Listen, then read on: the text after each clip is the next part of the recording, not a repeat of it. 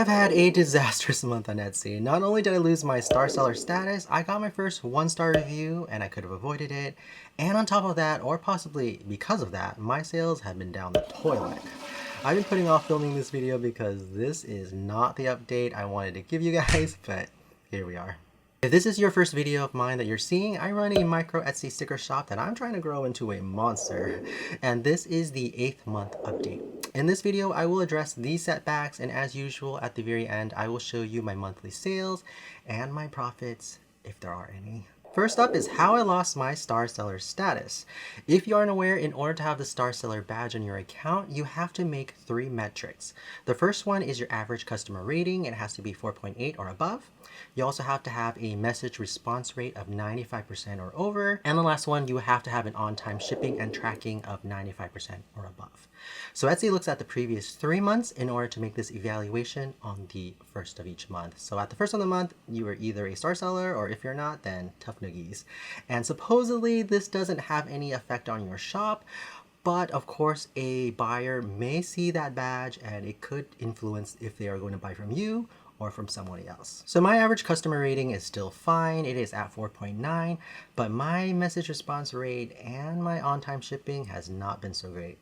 This is just due to some personal issues and some other projects I've been working on that have taken away my time and focus.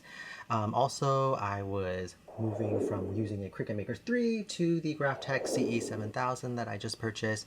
So this machine is great, but it is not that user-friendly. So it definitely took me a little bit of time and effort to learn that machine and slowly transition over. So that definitely took a little bit of my time. So in terms of my messages, why is my message response rate down?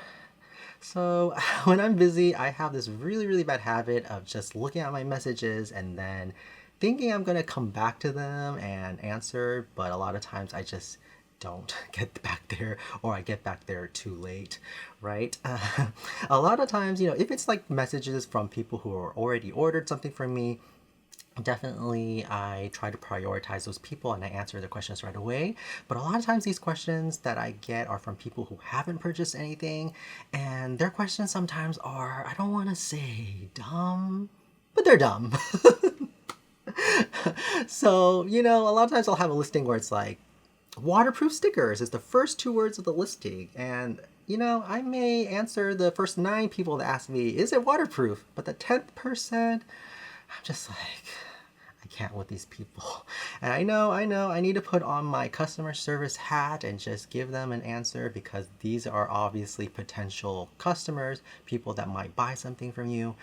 But a lot of times, like I said, if I'm busy, it's just very low on my priority of list of things to do. And a lot of times I just get back to these people much later than I intend to. So that is primarily the reason why my message response rate has been lower.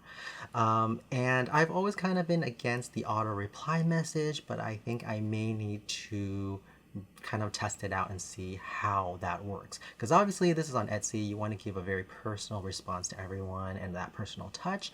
But because my percentage is so low now, I may need to experiment with that. And Etsy actually just released a new feature where you can actually set your time that you're active, and then when you're not active, it will show an auto reply message. That is different than the old one. So the old one, you had to manually turn on that auto reply message, but this one is actually a little bit more automated. So I might be trying out that feature, setting the time of day that I work on the store, and then the other times when I'm not, or I'm sleeping, whatever, it may give them just an auto reply, so at least there will be a quick message to them that will satisfy that requirement, right? So that is my plan going forward to hopefully rehab that metric. The other metric I failed is the on-time shipping. This one was a big mistake that I should have caught a lot sooner, but I didn't.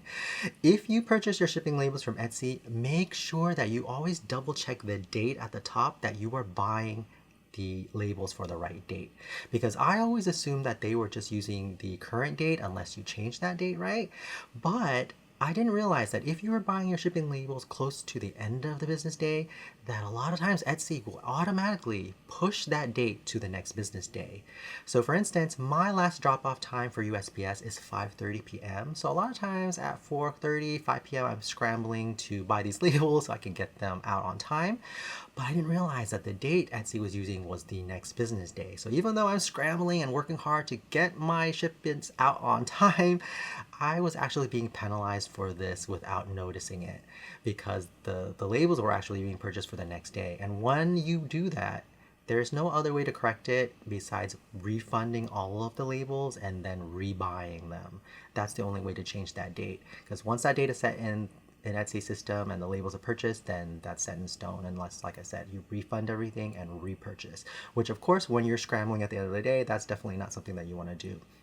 So going forward, I really need to be aware when I'm buying the labels to slow down and look at that date, and make sure it's correct. Because even after I realized that this was an issue, I have made that mistake a handful of times after that because, like I said, at the end of the day, when you're rushing, a lot of times you make that mistake. So that is something that will definitely be important for me to pay attention to so that I can rehab and recover that metric.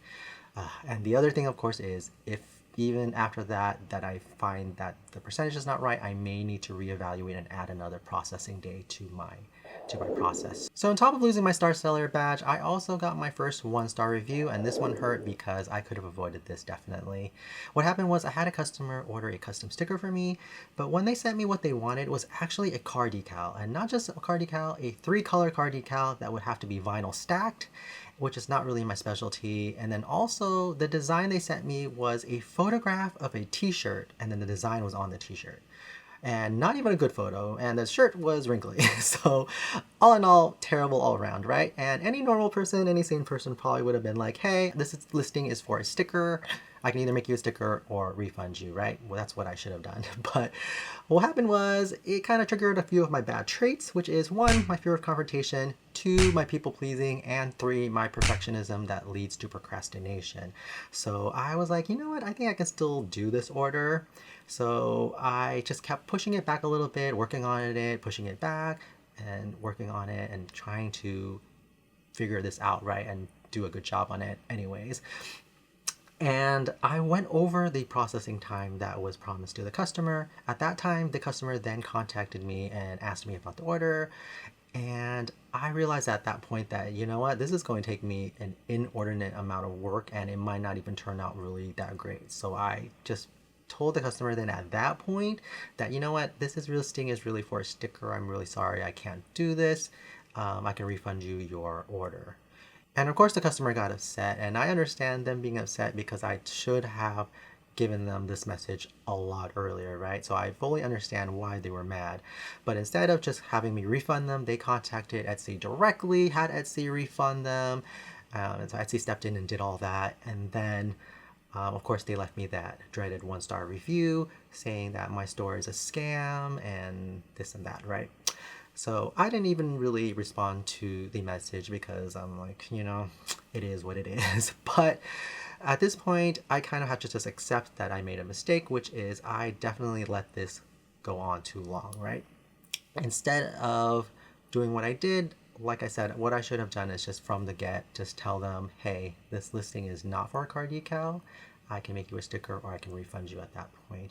And I could have avoided this 1-star review. So that is definitely a lesson learned, and I hopefully won't make that mistake again. And as a final topper to this terrible month, even though I haven't looked at the numbers yet, I know that the sales were a lot worse this month than last month, just based on how busy I was and just the sales that were coming in.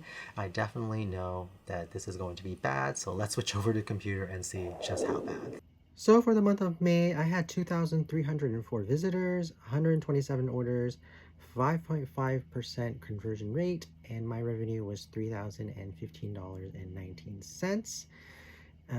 So that is definitely lower than last month. In terms of how shoppers found me, 71% was from Etsy, and then I brought in 29% of the views there. I'm going to switch over to the finance, and we're going to look at the monthly statement for May. So we see there the sales, $3,013.04. The fees, which are like the listing fees and the transaction fees and all that that Etsy charges. They charged me $345.24. For marketing, I paid $290.86, and then for my shipping labels that I purchased from Etsy, it is going to be $210.92. All right, and I am going to then switch over to Excel so we can kind of look at these numbers in more detail and also discuss the costs and things that I purchased this month. All right, I have plugged in the numbers for May into the spreadsheet, and you see here that the sales are going to be less than last month, over $1,000 less than last month. So that is not good.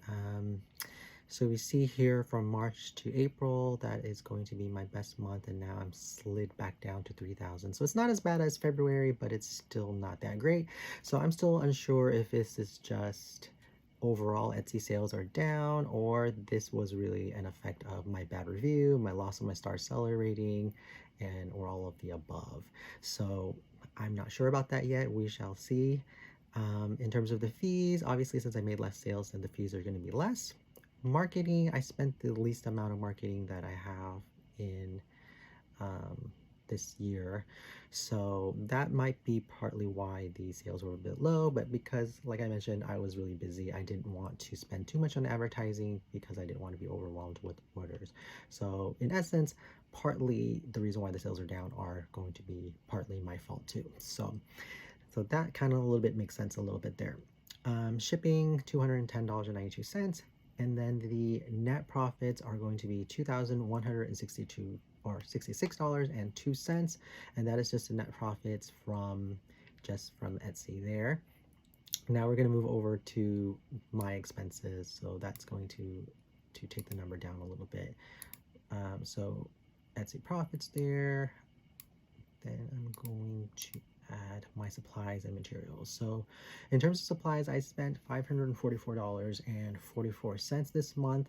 It is a little bit higher because this month I did test out some new vinyl and some new laminate that costs a lot more than my regular ones. So I've been testing out some Oracal ones, a little bit more of a commercial grade, which is going to be a lot more expensive than what I was using before. And so that is going to be a big chunk of this, and it's materials that I still have, so it's not something that I've actually used all of it or anything. So that's going to be kind of materials that I still have quite a bit of, so that's good. Then the next box here is going to be I just labeled them as subscriptions. So these are just things that I have subscriptions for, programs and things that I need to run the business. So that is that. And then to close out then the actual profits for this month then is actually going to be $1,427.05, which obviously, like we talked about in previous videos, if you factoring how much work I'm doing on this, that is a very, very low number, right? So in essence, I am still losing money if you factor in how much work that I am putting into this. But of course, hopefully in the long run, this will kind of even out. So going forward, my plan is to refocus on this shop. I think a lot of my other distractions now are kind of handled, so hopefully I have a lot more time to kind of focus on this. The month's already half over for June, so I don't know if June is going to be that much better, but we are going to try to buckle down. I'm going to make more listings. I am going to increase my advertising too, and hopefully we can then continue the trend that we had last month. So from March, from February, March to April, we want it to continue going up. So we had a little bit of setback this month, but hopefully we can come back from this. So I hope you guys are out there wishing and praying for me, because I'm going to need it. Thank you so much, guys, and good luck on your ventures as well. See ya.